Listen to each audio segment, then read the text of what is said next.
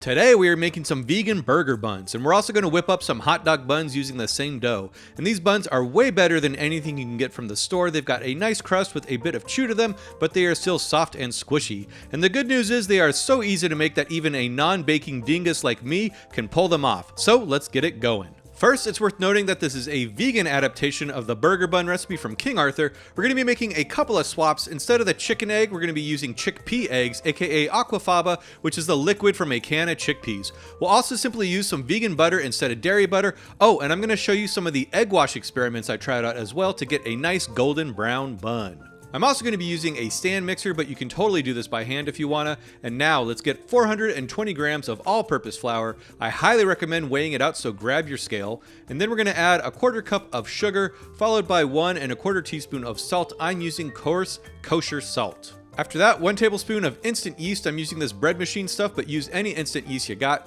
We're gonna whisk that real quick, and during my test, I just combined all the dry and wet ingredients in the mixer, but a little tip I got on Reddit was to instead mix first with a spatula before using the stand mixer, since the dough hook isn't the greatest for mixing this stuff. So to our dry ingredients, let's add 3/4 to 1 cup of lukewarm water. And mine's set to 110 degrees Fahrenheit. I do recommend starting off with just 3/4 cup and adding more as needed depending on the humidity.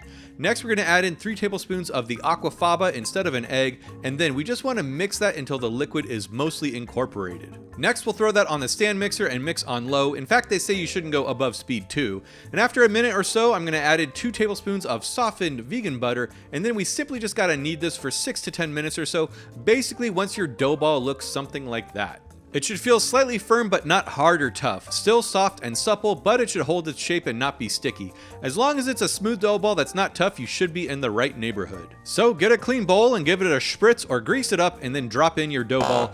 Add some greased plastic wrap or a clean towel to cover, and then let that rise for about an hour or until doubled in size. I did mine in my oven with the light turned on, but a countertop is fine too. After about an hour, it should look something like that, and go ahead and punch it down to degas it, and then sprinkle a little flour onto a work surface and dump out your dough ball. Push it down and degas it further, and then cut it into 8 equal pieces. They should each weigh between 90 to 100 grams, but don't sweat it if some are slightly bigger than others. Next, we need to shape these into balls, and this does take practice, and I'm still not a pro at it, but essentially you just want to take the corners and tuck them under to create tension. I really just went to town and grabbed and pulled and tucked what I could, and then I tried to squeeze the bottom to create a tight ball.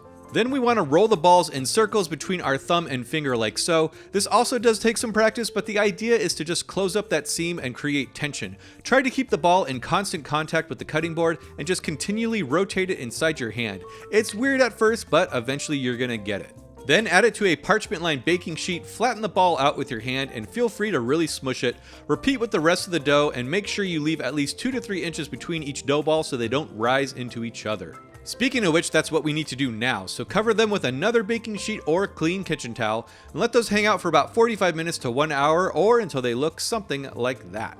Now to get them nice and brown, we need some kind of egg wash. I tried a few options, and my favorites were using some of the aquafaba, and then another option is to use some just egg mixed with plant milk. You really gotta dilute the just egg as it's too thick and won't really spread evenly. You're gonna end up with some streaky and unevenly brown buns, which is really not the end of the world either. I also tried a combo of mixing aquafaba and just egg in a 3-to-1 ratio, so 3 tablespoons of aquafaba and 1 tablespoon of just egg, and that turned out pretty great too. But no matter what you use, just brush it on gently. You don't want to deflate your buns at this point. Once your buns are all brushed up, go ahead and bake them in a 375 degree Fahrenheit oven for about 15 to 18 minutes, or until they have gotten beautifully brown like this. Next, you can brush them with melted vegan butter if you'd like. This is totally optional and is mostly for that shiny finish, and because butter makes everything better. I didn't brush one of them because I wanted to see how it would turn out. I had a sneaking suspicion that the butter causes them to get wrinkly after a while, but I'm not sure about that. Need to run some more tests. Let them rest on a wire rack to cool, and then use them like you would any other burger bun. I went ahead and built a McDonald's style cheeseburger, but fancy, and I gotta say that these buns elevate the burger experience to the point that this was nothing like a McDonald's burger. It really was like a fancy burger from a place called HB Butter Jones or something, and usually buns are just a vessel for the burger and toppings, but this bun was just as good as everything else. It's got a great chew, but still soft, and unlike the store-bought buns, it doesn't fall apart or lose its structure all the way until the last bite. Now to make these into hot dog buns, the process is exactly the same, except after you form them into balls and let them rise for a second time, you only want to do that for 10 minutes. Then take each ball and smash it down and stretch it into a rough rectangle shape.